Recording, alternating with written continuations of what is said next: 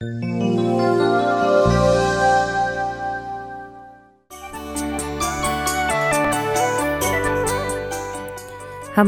खुदावंद यीशु की अंजील मुक़द्दस मरकज़ के मुताबिक उसका 5वां बाब पहली 20 आयत। उस वक्त जब यीशु और उसके शागिर्द झील के पार जरजासियों के इलाके में पहुँचे और जो ही वो कश्ती से उतरा तो फौरन एक आदमी जिसमें नापाक रूह थी कब्रों से निकलकर उसे मिला।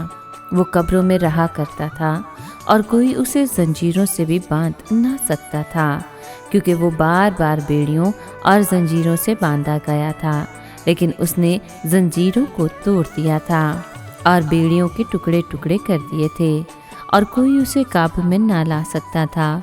और वो हमेशा रात दिन कब्रों और पहाड़ों में चिल्लाता और अपने आप को पत्थरों से मजरू करता था।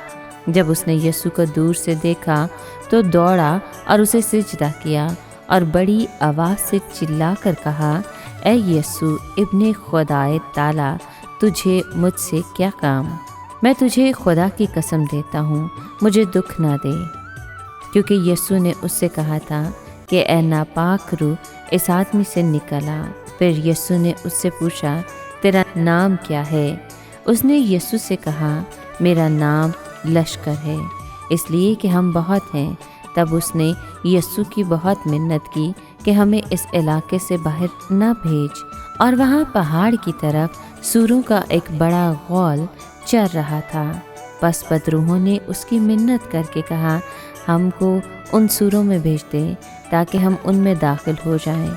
बस उसने उन्हें इजाज़त दे दी और वो नापाक रूहें निकलकर सूरों में दाखिल हुईं और वो गौल कड़ाड़े पर से झील में बड़े ज़ोर से कूदा और वो गौल जो तकरीबन 2000 का था झील में डूब मरा। और उनके चराने वाले भागे और शहर और देहात में खबर पहुंचाई।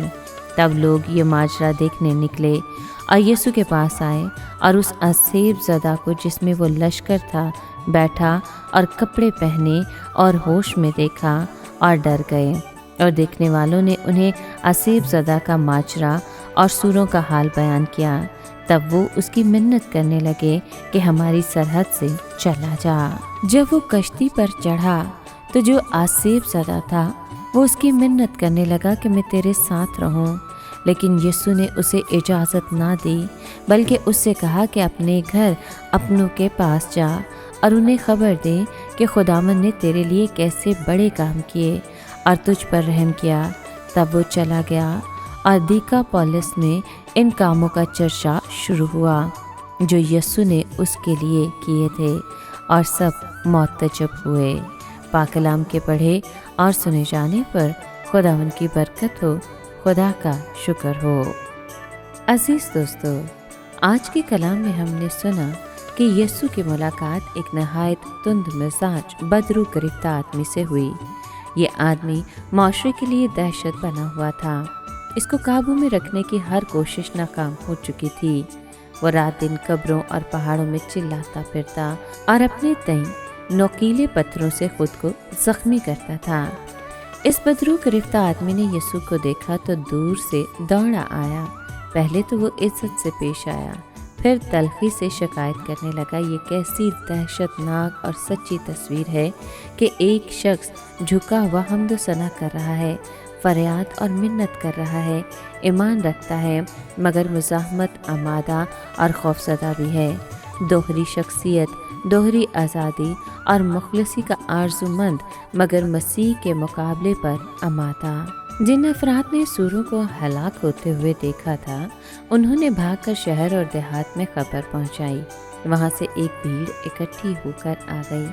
उन्होंने देखा कि जिस आदमी में बदरूहें थीं वो भला चंगा है, यानी होश में है। अब सारे लोग डर गए और किसी ने कहा है कि वो उस वक्त भी डर गए थे जब उसने झील पर तूफान को साकिन कर दिया था, और अब भी डर गए जब उसने इंसानी रूह के तूफान को साकिन किया। देखने वालों ने इन नए आने वालों को सारा माजरा सुनाया। वो यीशु की मिन्नत करने लगे कि हमारी सरहद से पार चला जा।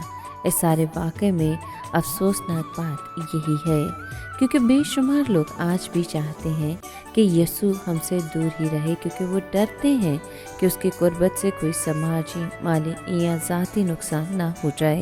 اپنے مال و متاع کو بچانے کی کوشش میں وہ اپنی روحوں کا نقصان کر بیٹھتے ہیں۔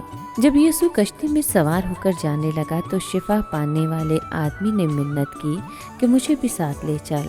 بہت مناسب درخواست تھی جس سے اس کی نئی زندگی کی تصدیق ہوتی ہے، مگر یسوع نے اسے اپنے گھر واپس بھیج دیا تاکہ وہ اپنے لوگوں کے لیے خدا کی قدرت اور رحم کی زندہ گواہی ہو۔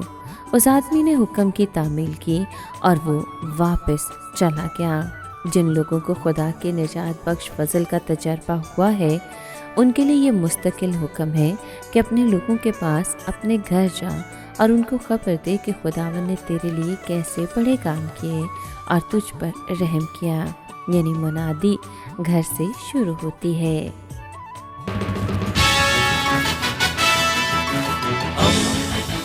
دوستی کا پیمبر، ریڈیو ویریتاس ایشیا۔